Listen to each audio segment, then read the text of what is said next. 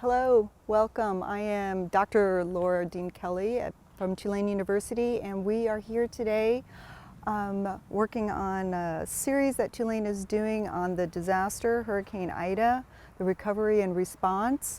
And our panel today is entitled Climate Change, Disaster, and Indigenous Resistance. And we have members from 2 tribes here on the bayou, and I'm going to ask you to introduce yourselves, please.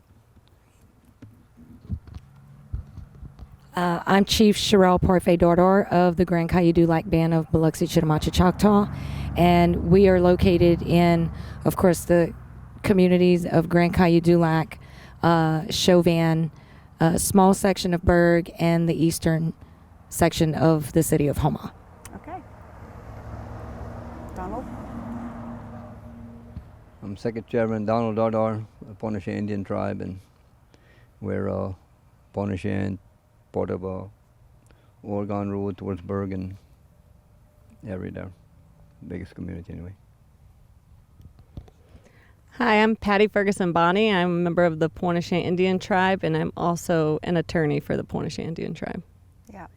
And we are currently right now on Pointe Indian tribe land. To my right, we have the community center, the Pointe Indian Tribe Community Center, and behind us, on the other side of the levee, we would have water, and looking towards Ile de Jean Charles, and also Chief Shirell's tribal lands would be off in that direction.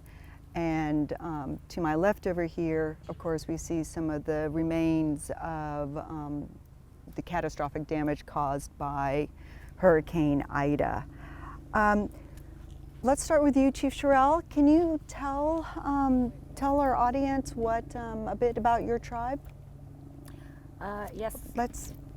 Hand that over.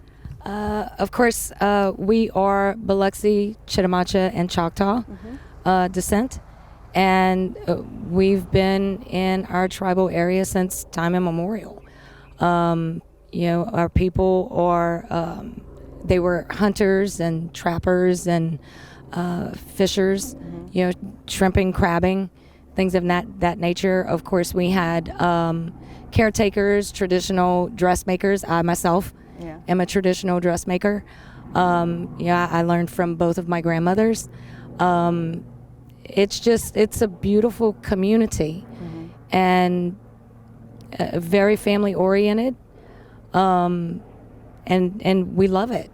There's no other place like it. And I've been to quite a few places, and I've always had to come back home. And we work very hard every day to protect and preserve what's left of our homelands, because we've lost so much, over the years. And that's pretty much what our goals are these days. Yeah.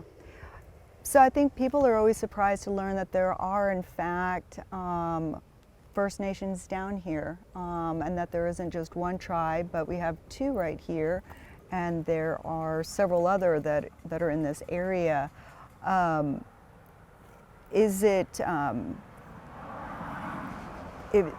the land that you've been traveling across, or is becoming to shrimping and crabbing a more recent venture that you've gotten into? Or can you tell us a little bit about what your people have done here recently and in the past, and how that's changed over time?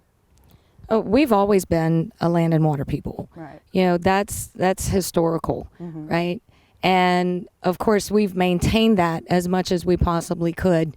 With all the effects of the climate crisis, a lot of those traditions are changing.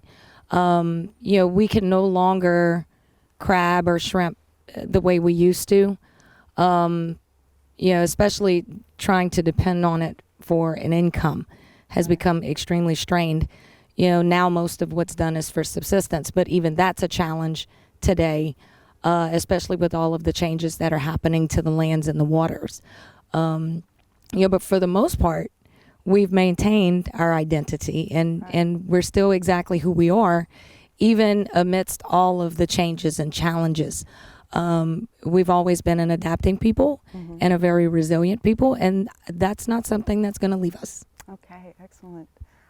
Donald, how has the landscape changed during your lifetime down here on Pointe Chien? Well, the water you mentioned earlier behind this building, they didn't have no water there when I was growing up. That's 65 years ago. It'll be 66 in November, and I always did shrimp, crab, oysters, fish, and trap. That's all I ever done. And now, where we used to trap for furs before, for animals, now we fishing crabs and fishing, and so that's a big. I just watched the place disappear, and it's heartbreaking to see how much we lost. And it's just but we adapted to it. Wherever changes come, we adapted to the changes, So it's but it's totally different from when I was a young man and young boy, and now it's not getting better. It's still getting worse, and this is the worst hurricane we ever had, and the most damage we ever saw, and so widespread. I know our community is real bad off because when you lose this many homes in our little community, it was heartbreaking for me. Yeah. Patty, can you talk a little bit about the reasons why the land is disappearing? Why there was land right here and now it's water? I mean, it's just open water and almost we're surrounded by water, but at least have some levee protection, where Ile de Jean Charles doesn't have levee protection. But what has caused this? A lot of people think you mentioned coastal erosion, but they don't understand the reasons for it. Well, there are multiple factors, and I think it's important to note that they're man-made factors. They're decisions that have been made without having the people who are impacted being part of the decision-making process. And the primary decisions that were made was, one, to levee the Mississippi River, which prevented the topsoil flow and the redevelopment of the land every year, and the fresh water that would come in and replenish and renew the earth and the bayou, which is, fantastic. I don't know if Donald mentioned this, but our people used to live further down the bayou, 6 to 12 miles further down the bayou. We've already had villages that have had to relocate. Right. So we've already had people who relocated because of the impacts of to our land from not only coastal erosion, but land loss and saltwater intrusion, which that's been primarily caused by oil and gas exploration, where they've come in the 30s, oil and gas was found in Terrebonne Parish, and they came in and they started developing and cutting up the land, and those land cuts have created a huge detriment to our people and our way of life. And they continue to have negative impacts. And a lot of the coastal planning does not include our tribal people. And so, as you mentioned, that there's some levees here that protect our current community where people live, but it's not protecting our historic villages, our sacred sites, our cemeteries, our natural waterways that weren't necessarily salt water. So that's very negative for us. And of course, our tribal community isn't federally recognized, and we haven't been federally recognized.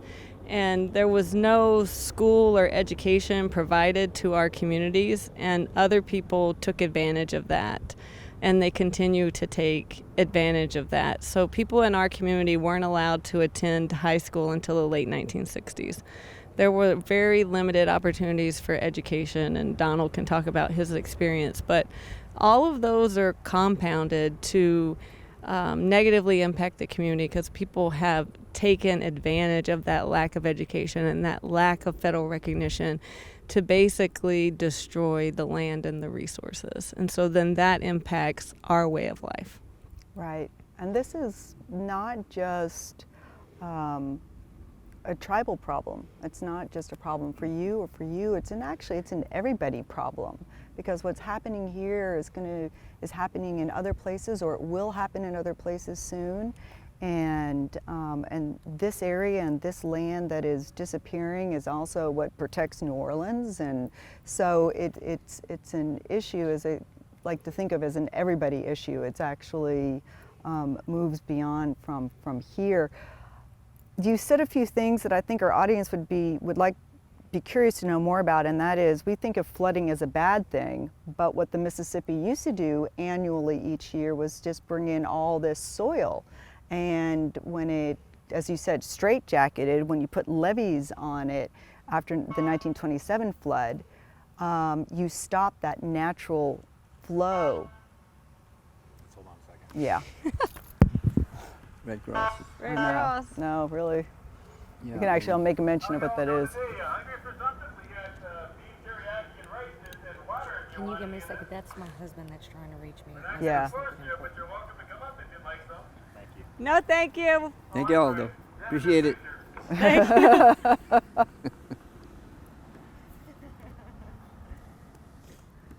threw my Red Cross food in the bayou yesterday.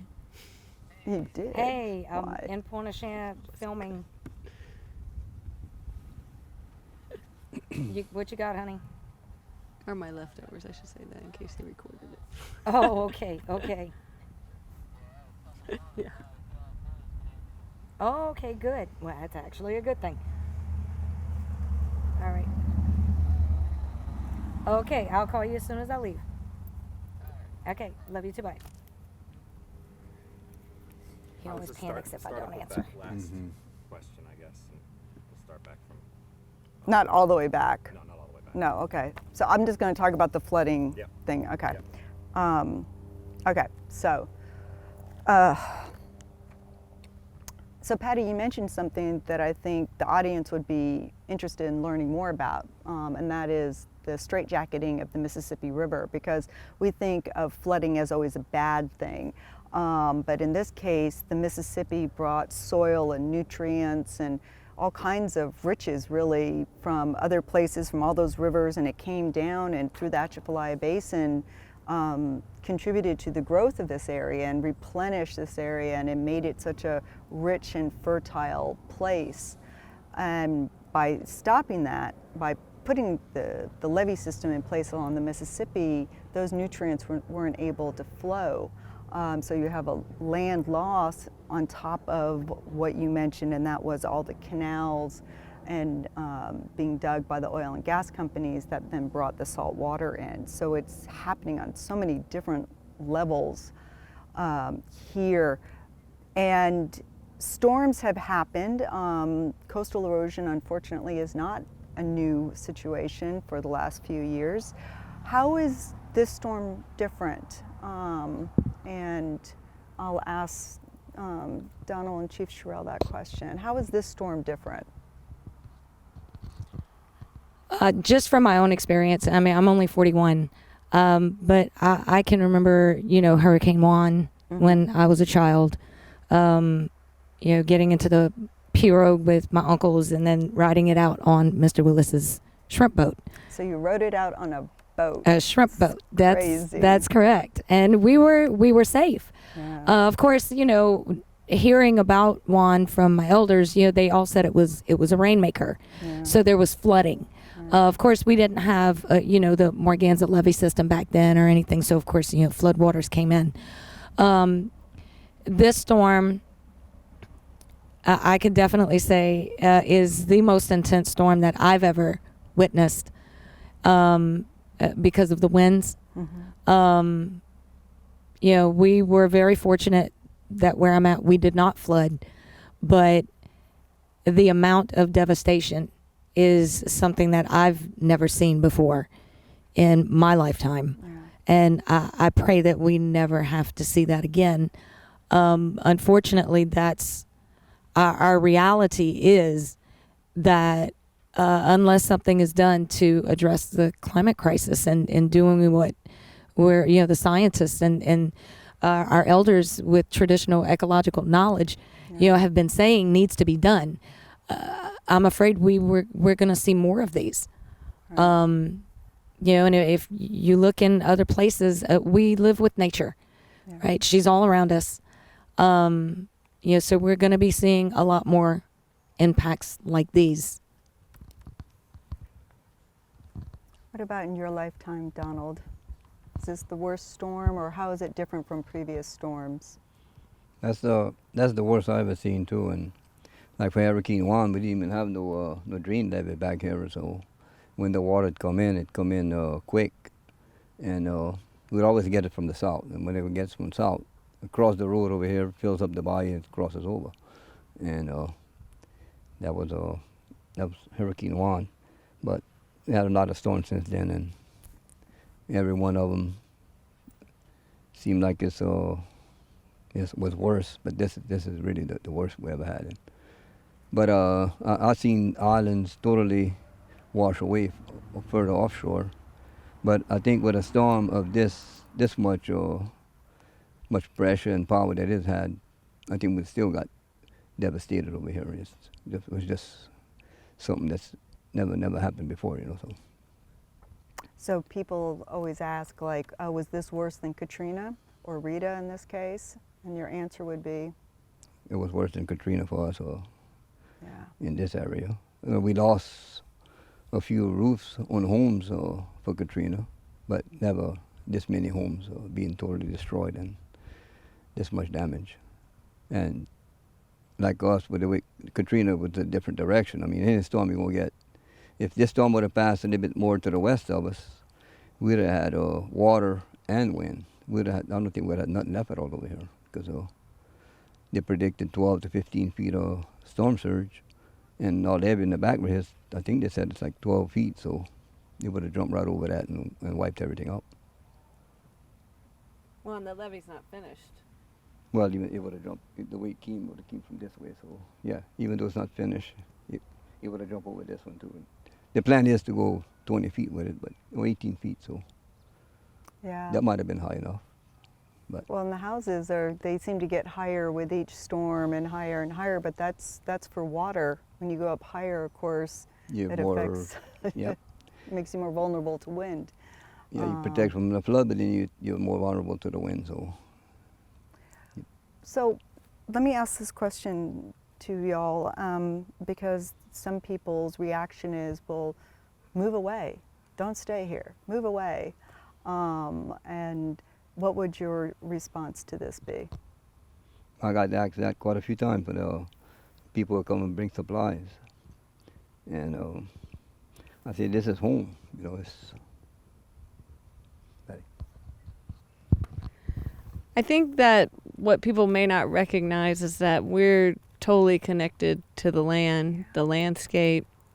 Not in that, you know, people like Donald and other people have a responsibility and take that responsibility on to be caretakers of the land and try to teach that to the younger generation. Whatever amount of land is left, it's still all part of us and our history and our ancestors who are still buried in these lands. And I don't think that people take that responsibility lightly because it's always been about the place, connected to the place with the people, that you have that connection. I also, you know, I guess with regards to your question, there's different ways you can look at it is the way that this storm hit, you know, right in Pointe. Right. So why are we now the buffer, right? And then if we're not the buffer, who's next and going to be the buffer? And I think it goes back to your statement earlier. I'll say this. I think you're trying to say this, that we're all connected. Right. And we should care about those whoever that is, the government or industry, have put in harm's way. And if there are ways to rectify that, we should work on that. Because for our community, for Chief Shirell's community, for Mr. Albert's community, it's not just about where people live. Mm-hmm. It's about maintaining your existence as a tribal people, maintaining your cultural heritage and your ways of life. And then in addition to that, we know that homes can be built resiliently. We have homes that we built after Katrina in each of our communities, and they withstood the storm. But there hasn't been the right amount of investment in our communities by those who've caused the harm to assist people in fortifying their homes and strengthening them. There hasn't been investment from the government. There hasn't been investment from private industry.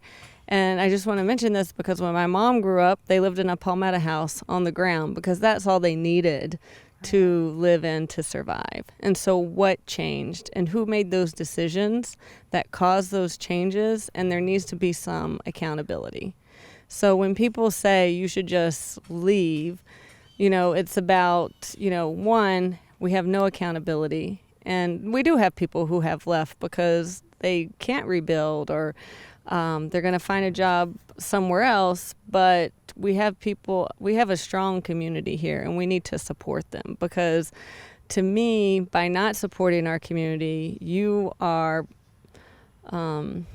saying it's okay if we allow these communities to disappear and we're not supporting their self-determination or resiliency and providing any accountability as to what happened.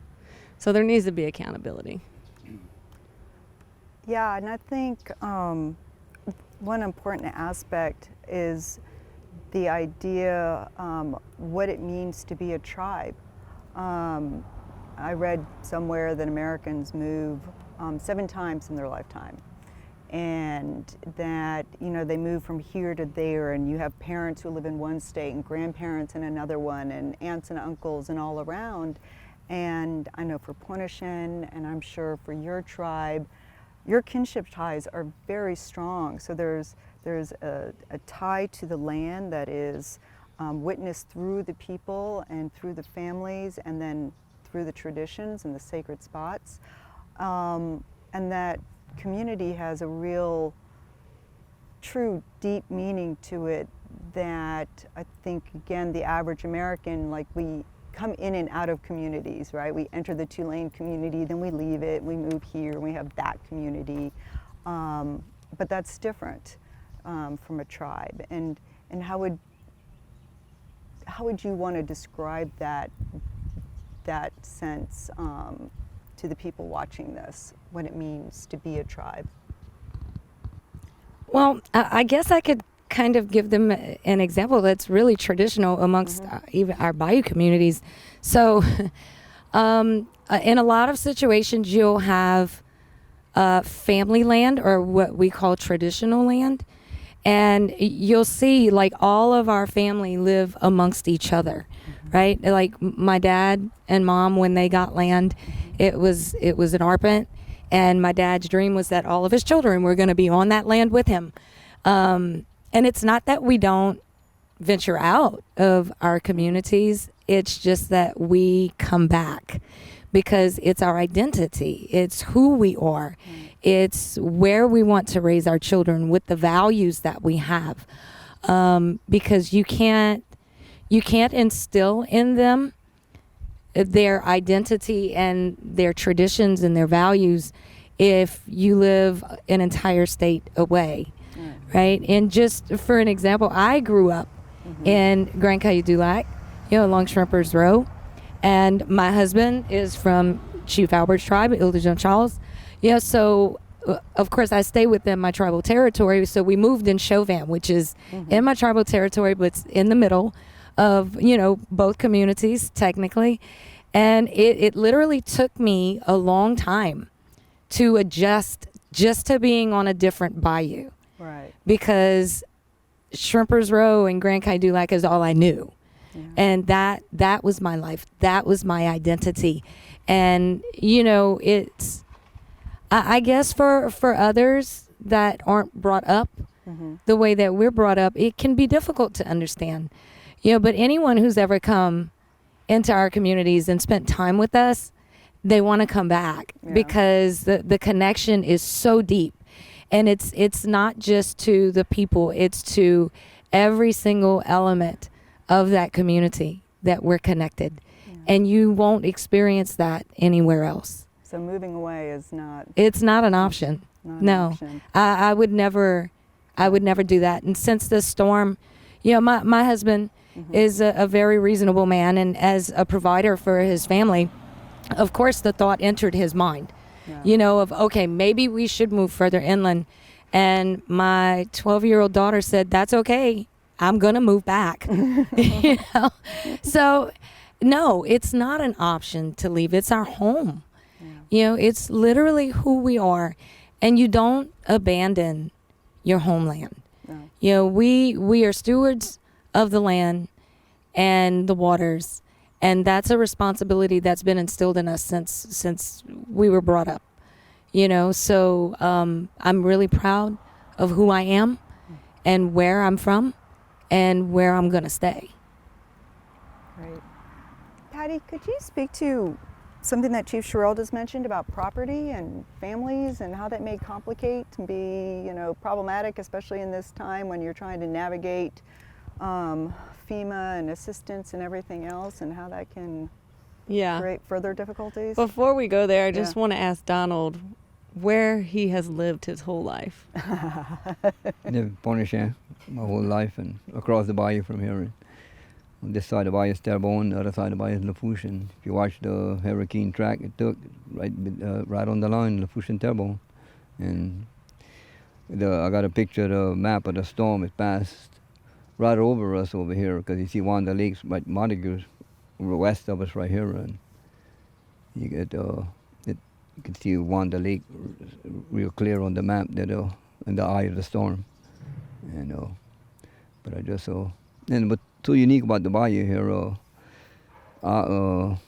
been living here, been fisherman, crabber, trapper, and whatever I got to do to survive. My dad taught me how to do all that, and his dad before him. And if you ask anybody down the bayou here who Donald Dardar is, everybody knows. Everybody knows everybody. And across the bayou on the push side, I'm related to everybody from first house to the last house down the bayou. It's all family, so that's why when they ask me why stay, because it's home, and that's the only answer I got for them, you know. And you never wanted to go anywhere else. No. Like you wait for this storm, I knew I wasn't staying for that. Yeah. Yeah. I knew it would be bad. Yeah, and I think what you're saying about, you know, across the bayou, our land it's the tribe that lives across the bayou. And as Native people, we haven't gone through the white man's process necessarily of, oh, let's give this land to X person and, you know, this will be in your name only. I mean, some families have done that, but a lot of the land, especially the Billiot land, has not been probated. Our ancestor Alexander Billiot, he died in 1900. That land hasn't been probated, and everybody considers it Indian land and family property, even for other ancestors. And as Donald said, we're all related, but you have to follow the process within the families as to where people should live and put a house. But that becomes complicated when you have a storm and FEMA denies people FEMA, the rights to funding. So, for example, after Katrina and Rita, there was a road home process, and so that was operated by the state. But because people didn't actually own the property, they were treated as renters. So already FEMA didn't value our homes as much because the property values here aren't as high as somewhere else.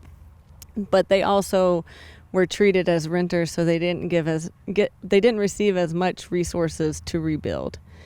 And today, now with this storm, it sounds like, FEMA has undergone some changes to recognize family airship.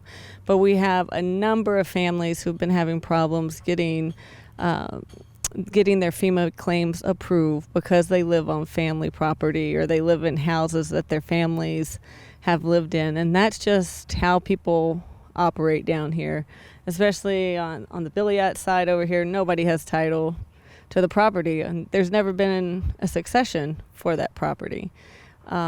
So that creates a lot of legal challenges, and people don't have the resources or know how to overcome that, and sometimes the policies don't allow that to be overcome. But you're a tribe. Surely you're getting lots of assistance from the federal government and state government as, you know, Indigenous people, and don't you have like a special channel that gets money sent to the tribes? Is it on that tree right there? Is it one of those channels in the bayou that's bringing the water in? Is that a money tree? I don't think so.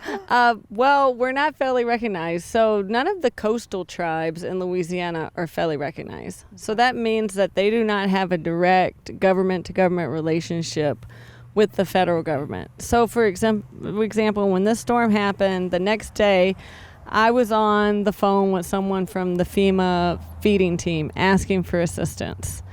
And their response was, oh, you go through the tribal liaison or you go through the state. Well, we can't go through the tribal liaison because we're not federally recognized. And the state did not make the request for us. Under the emergency operation plan for the state, if there's an emergency, the Governor's Office of Indian Affairs is part of the response. And they're supposed to coordinate with the tribes. And the parishes are supposed to coordinate with the tribes. But this was ground zero. The storm came right through here. It hit Grand Isle and bounced and came straight here, made second landfall. So exactly. And if you look at the NOAA maps, the IRMA maps, there aren't any pictures down here. It's like we don't even exist. No one mentioned, did anybody hear on the news, oh, the second landfall of Ida was in Pointe. No. But who saw it? Yeah. We all saw the line. We all saw it coming, and we all see the results of that. But, you know, the two parishes, we have the bayou, as Donald was saying, it divides us into Terrebonne and Lafourche, are supposed to work directly with the tribes under that emergency operation plan. That did not happen. So the worst storm in your lifetime, the worst storm that anybody has seen, elders have seen on down, and nothing. No, no. The tribe. Well, for Pointe, Shirell can talk about Grand Caillou Dulac. For Pointe, Donald and other tribal members were clearing debris off the road so people could get back. Now the pumps are run by the parishes here, and they didn't turn them on. So there was water in our community for well over a week after the storm, even though it wasn't a flooding event because there was water. There was no way for the water to get out because the pumps weren't turned on. And we can't turn them on.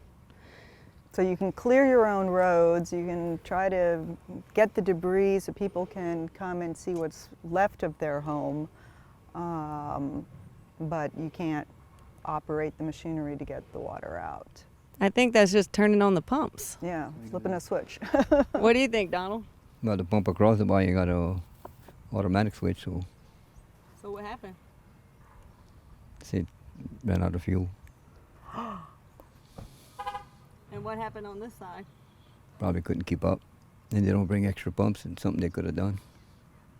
We know a storm's coming, but that goes back again to who do we care about? What do we value? Who do we value? Right. That's not enough people down here, and we're broken into two political subdivisions, the parishes. I'm just saying, it's an ongoing pattern. It's not a new thing. Of course, Grand Caillou Dulac is not split between two parishes, but it was the same level of response, even being in Terrebonne Parish. We do not have proper communication or coordination with our Office of Emergency Preparedness, especially for disasters. And that's something that technically is a law, right? And that needs to change. I mean, this is unacceptable, how we're being treated.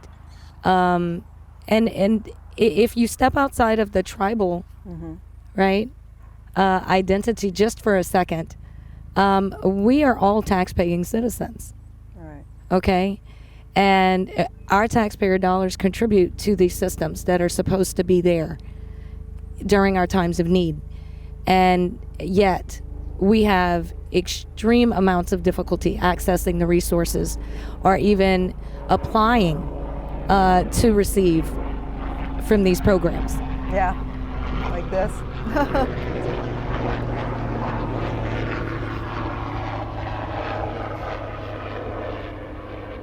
Surveying. You might want to say the last thing you said, applying. Yeah, so we have a lot of difficulty even being able to apply for resources through these programs. For example,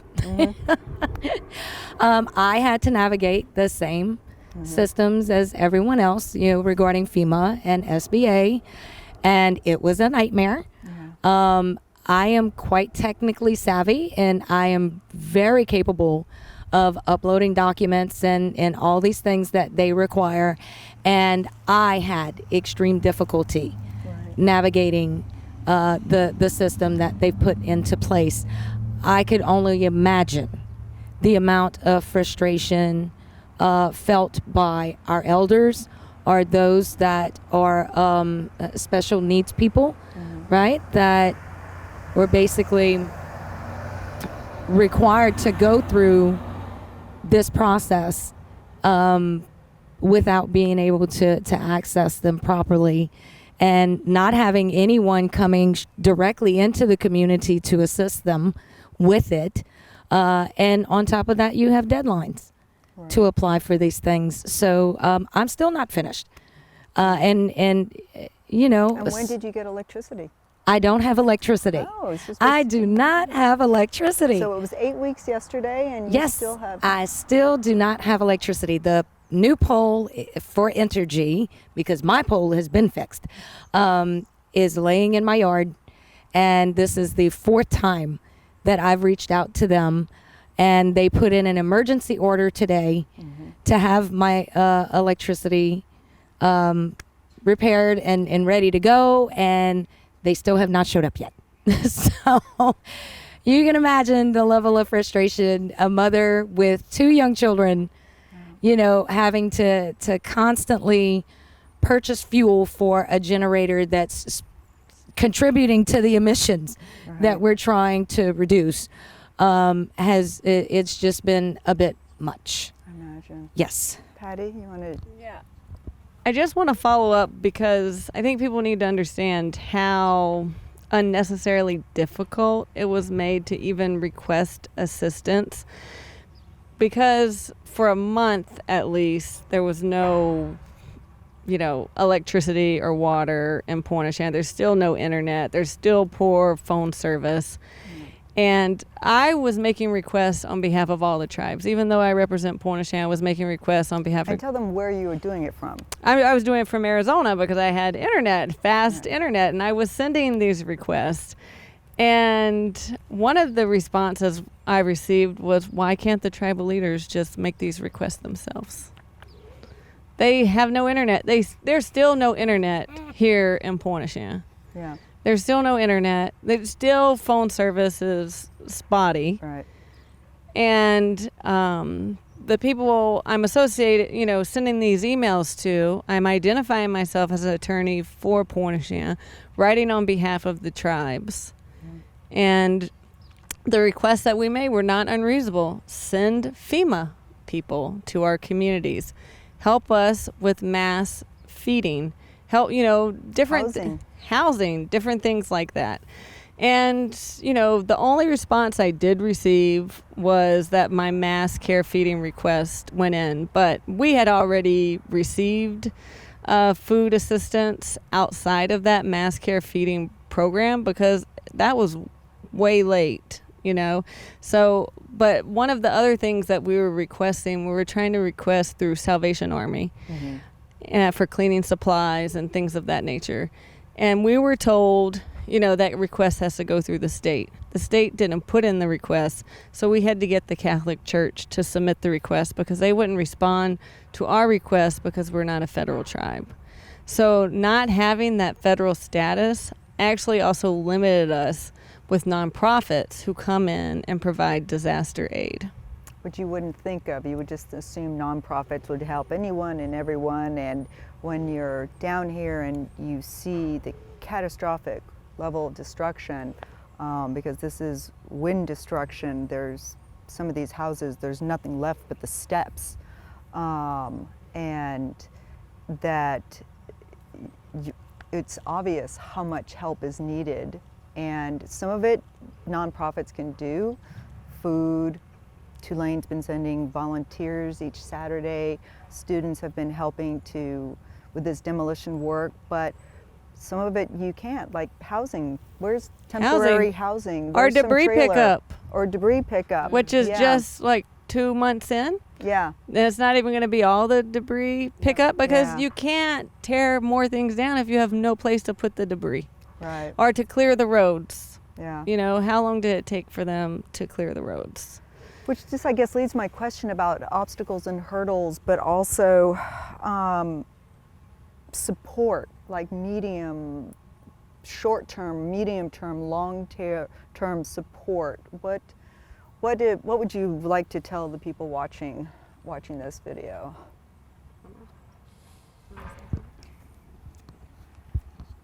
And as I've said, and we've all said, we have always been a resilient and adapting people.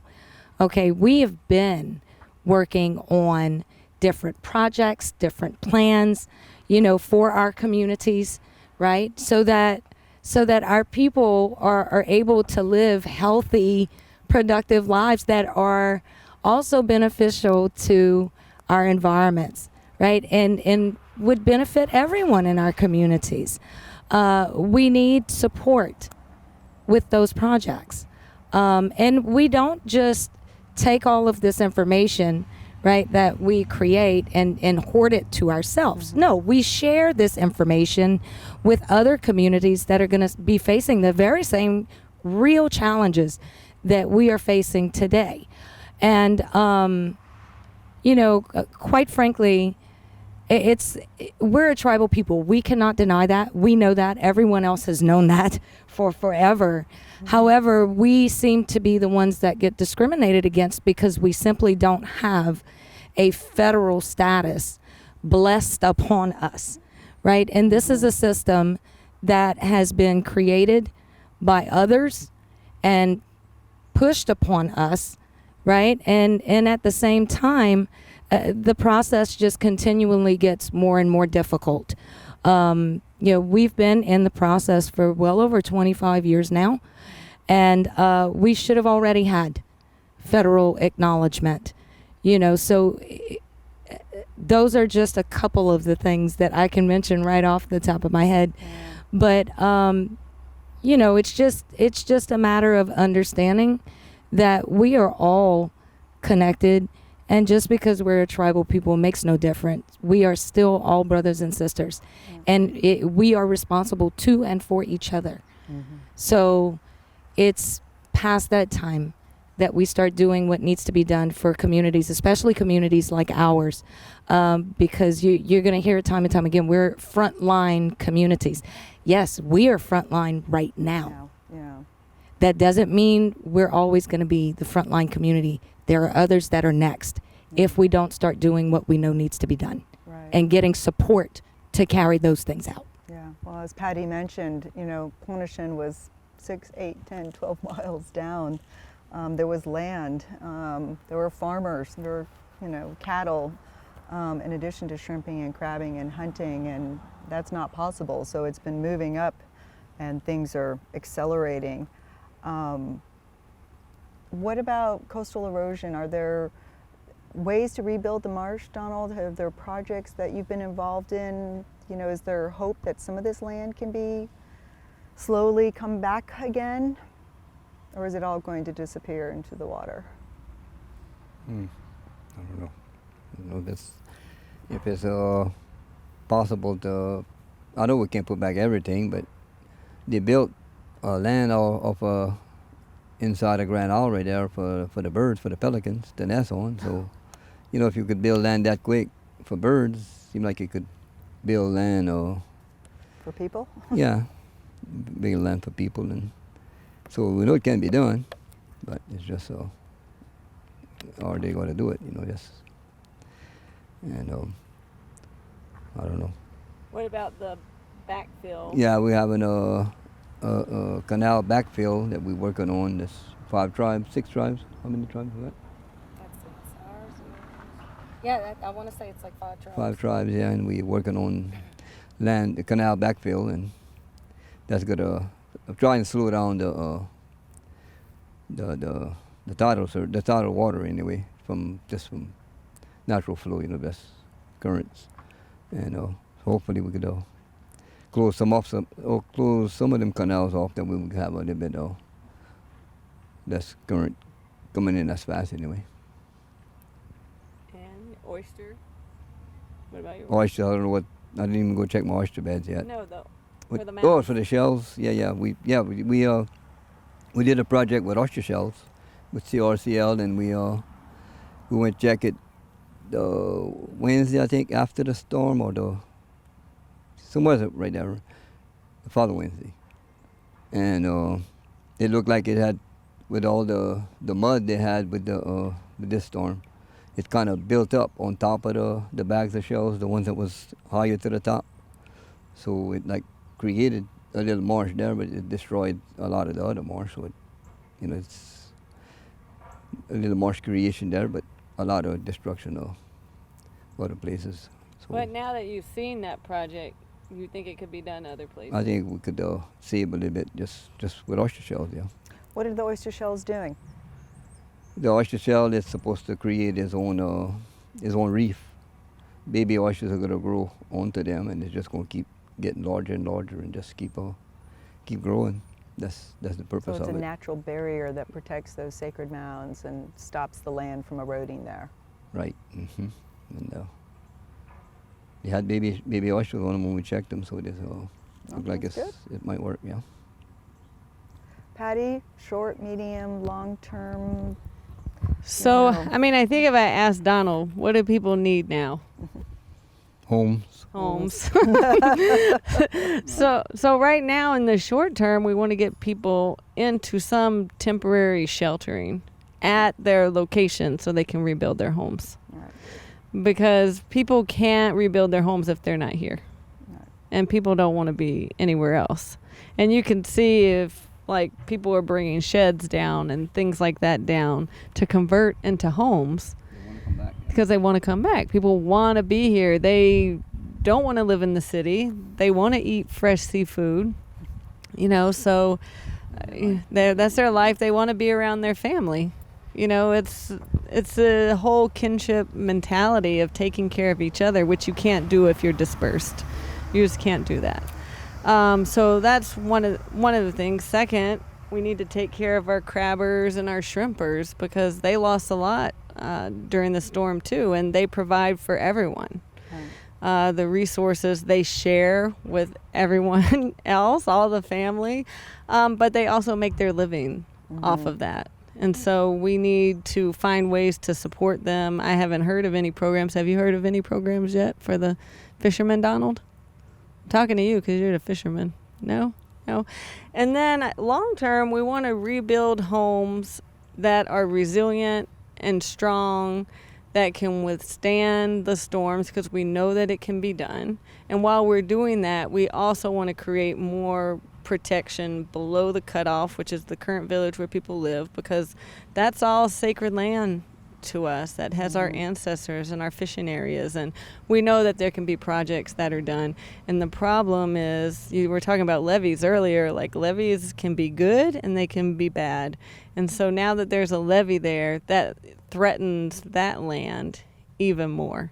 Right. Because it's totally outside and it will be pummeled. And so we know, because the levee isn't complete, we were hit by Hurricane Barry 2 years ago, the water found its way through that opening and came up. Because there's so much water, it's going to find those openings. And then also, not just about the land, I think we're really concerned about losing our language. I know we're really concerned about losing our language, and so we want to be able to ensure that the younger children can learn the language in schools and that they feel comfortable learning the language, because everything is in English. And we want to be able to maintain are Indian French, and we can only do that through some support through the school system, which basically tried to assimilate everyone and have them not speak the language. Isn't there laws in Louisiana specific with Codafil that's supposed to be helping protect, promote, and preserve? Yeah, they're supposed to be, but they don't work in Terrebonne Parish. We have filed 2 petitions with the Terrebonne Parish School Board with a sufficient number of parents requesting French immersion at Pointe Elementary. One in 2018, one in 2020. The school board never acted on those petitions. Actually, they did nothing. And we met with them in 2019, and they told us that they, well, we heard you're thinking about closing Pointe Elementary. We think it would be great to convert this to a French immersion school. Donald and Chief Shirell, they were both at that meeting. And the superintendent said, no way, we're not going to close the school. We would never do that. And then at the end of this past school year with COVID and everything else that happened, they moved to close the school. So now our kids aren't even going to school in our community, and we're the only bayou that doesn't have a school. Wow. And so we're still going to be working on something to provide Indian French language to our kids. We might be delayed a little bit with the storm, but it's still a priority for the tribe. And it goes back to accountability, or the lack of accountability that you were speaking about when you were talking about earlier on so many things. But I mean, you just hit all the fundamentals of life, right? Home, your shelter, where you live, your food on the table, the community, the economics of it, and your children, educating your children, and all of that. There's not one aspect of that that has not been fundamentally affected by the storm, but also by events before the storm. This panel is entitled Climate Change, Disaster, and Indigenous Resistance. And Patty, starting with you and going down, can you speak to Indigenous resistance? How does resistance look down here? What's the face of resistance here? I think it exists in a couple ways. One is that we still exist, even though basically, first the schools didn't want our kids to go there, and now they want to close the school, basically saying we're not important. We have to push back and say, no, we are important and we matter, and we still live here because we know that people would love for Pointe to turn into sports fishing. Right? Sports fishing.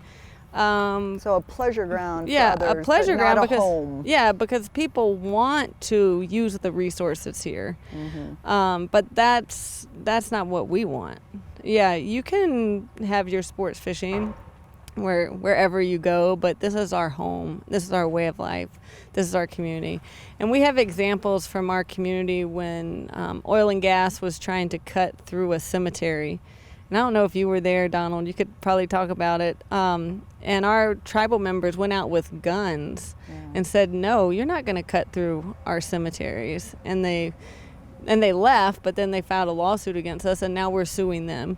And that's been going on since the mid-'90s. We filed an Aboriginal land title claim. But, the courts stayed that claim until the federal government decides whether we federally recognize. So we can't give up on that fight, because you shouldn't have to be federally recognized to have your Indigenous identity and your self-determination respected. Right. But that's what that's a violation of the UN Declaration on the Rights of Indigenous Peoples. I was going to say, doesn't the UN have a statement about that? Yeah, and Chief Shirell's tribe, our tribe, Pointe, Erosion, Charles, Grand Bayou, and a tribe from Alaska filed a complaint with some special rapporteurs at the UN.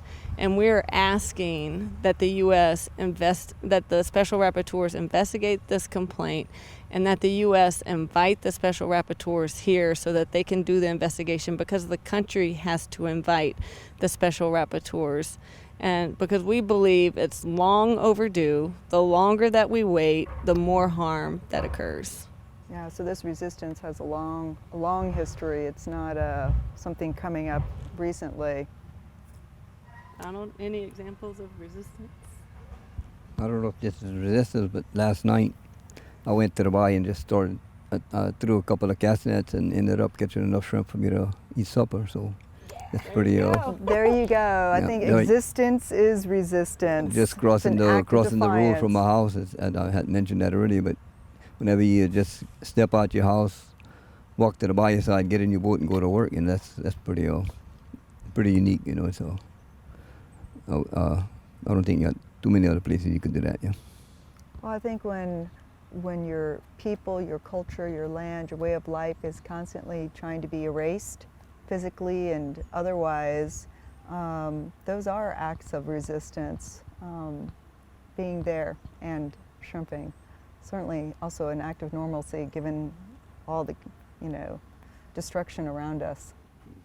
Okay, Chief Shirell, acts of resistance. Well, of course, I did have the wonderful pleasure of growing up hearing stories about my dad and my uncle. And Mr. Donald's wife, Miss Teresa, actually they was very good friends with my dad and my uncle. So she was able to tell me some stories too, and they were very set on resistance. Right? There was no way that you were going to treat them any differently just because, Right. They were Native. And we were not allowed to hide away from our identity in being Native. We were taught to be proud of who we are and stand up for who we are at all times. And I'm very thankful that I was brought up with those teachings because, Creator made us. Right. And we are beautiful, and we deserve to be loved and respected for who we are, just like everyone else does, and Was there prejudice down here? oh, in the absolutely. bayous? One of the stories that I had the privilege of hearing about was this this bar called the Bon Temps Roulé. Mhm. And my dad and my uncle looked completely different. My dad was very dark-skinned, straight black hair. Well, his brother was very light-complected, had green eyes and more curly hair. But they were brothers. Right. Well, my uncle was allowed to pass through the front door, but not my father. Wow. And that was not acceptable. So naturally the fight started, right? Because my uncle was not going to watch his brother have to pass through a back door just because, he wasn't considered basically human Right. enough. So they fought to defend who they are and where they're from, their right to exist. And, that was instilled in us as well. And I'm very grateful for those stories and examples, because although times are different, and yes, things have changed, Mhm. it's not that different for us, even though there have been some strides to improve in accepting everyone. We still struggle because of our identity as Indigenous peoples and as tribal peoples. And recently I was given, for my 41st birthday, my uncle gave me the name of Traiteur de Terre, and that means healer of the land. Right. And just in earning that name, it meant a lot to me. And it also taught me that, I have a responsibility now, and that is to remain where I am, remain who I am, and fight to protect the land that we call home. Right. So we're going to continue to resist the genocide. We're going to continue to resist those who feel that we should not be here. And until those times change completely, Mhm. we're going to do what we have to do. Yeah.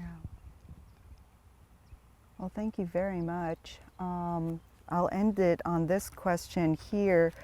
If you wanted to do a shout out for support, financial or otherwise, how can people, one, get in touch with you, two, if they would like to make donations? Start this over again. Yeah.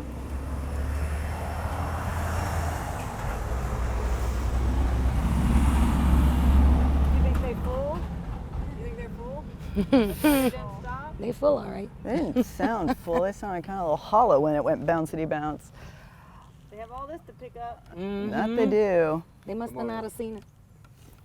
They must not have seen it. Yeah, it's kind of hidden. I was looking across the bayou. That's what happened. We'll get this tomorrow.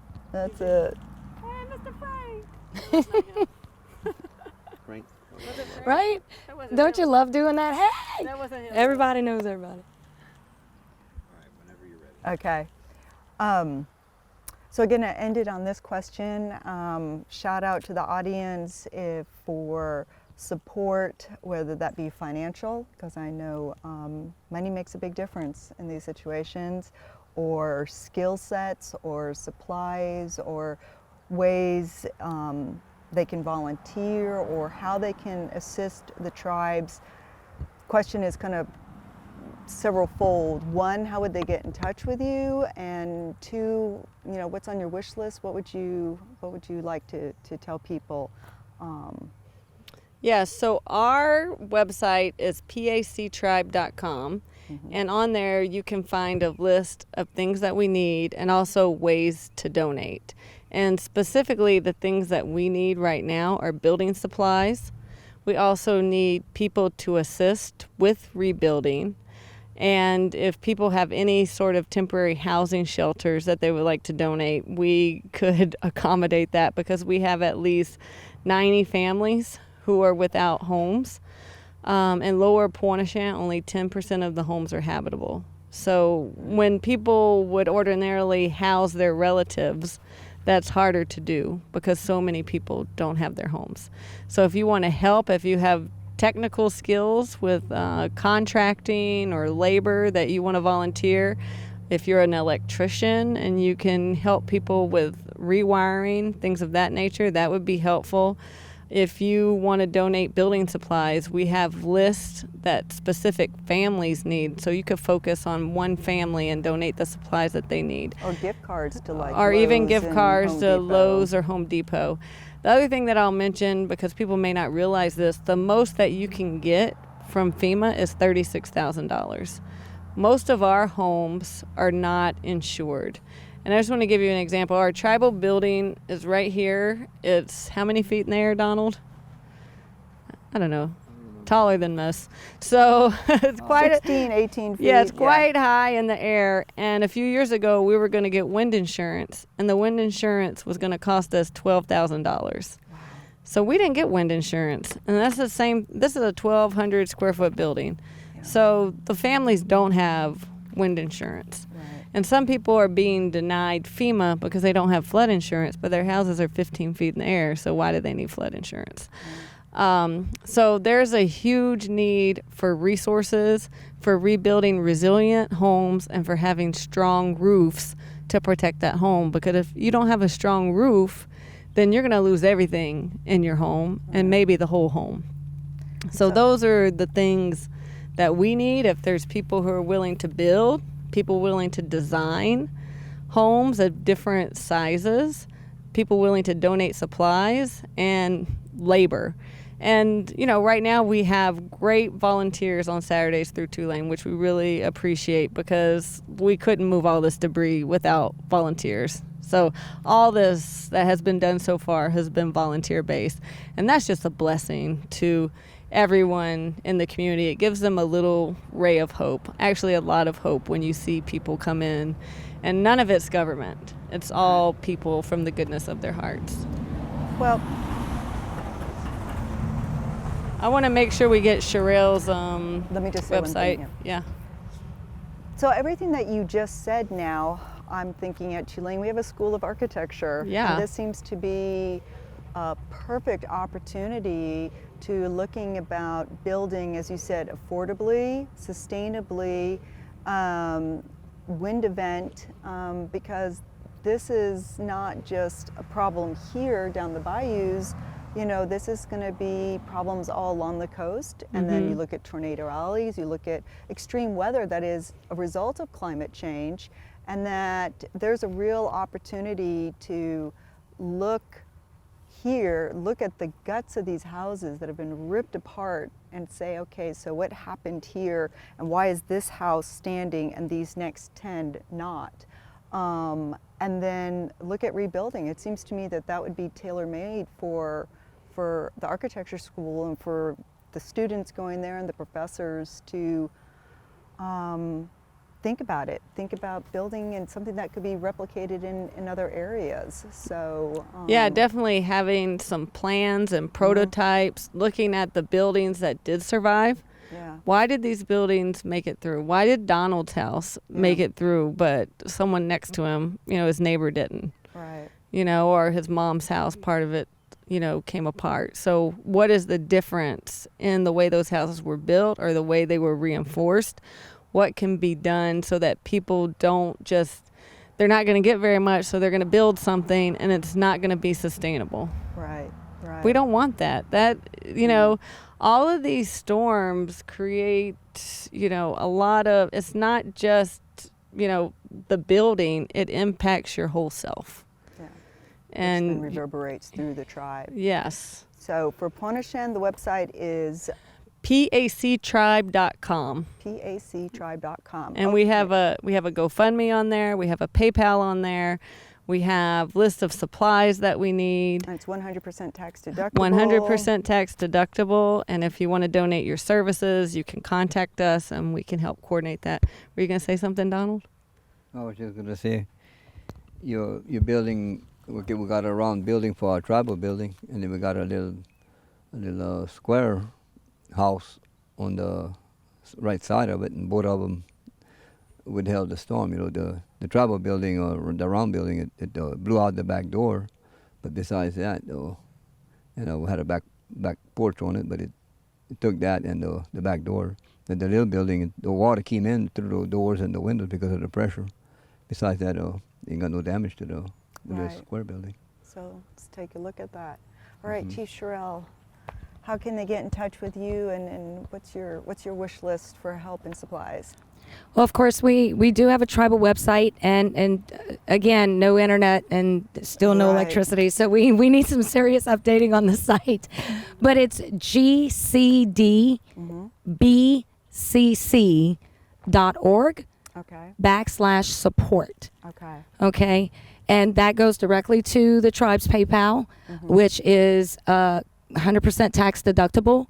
Also, if you want to follow us on social media, we have a Facebook pages as well under Grand Caillou Dulac Band of Biloxi-Chitimacha-Choctaw. And everything that Patty just said that their community needs is the same thing each of our communities Right. are in need of. And, of course, financial support is definitely a blessing because that allows us to do the work that we need to do. Getting supplies and things, but of course we need supplies. And we have been very blessed with volunteers, even from Loyola University coming in to assist with FEMA appeals and things like that. So, if there are those out there that have talents and skills and they want to come and assist us in the communities while we're rebuilding, then please contact us. My information is also on the website. okay. Why don't you say the website again? Okay, and that website is GCD. Like B- Grand Caillou Dulac, so GCD. Yep, and BCC for Biloxi-Chitimacha-Choctaw .org. .org. Yes. Okay. Great. Well, thank you very much, and I would love to be able to check back in the spring and see how the efforts are going, and to let the Tulane community and everybody else who's watching this find out where you are in the recovery and rebuilding process at that point. In the meantime, wishing you all the very, very best, and here's hoping good things will come out of this. Thank you. Thank you. Yes, thank you.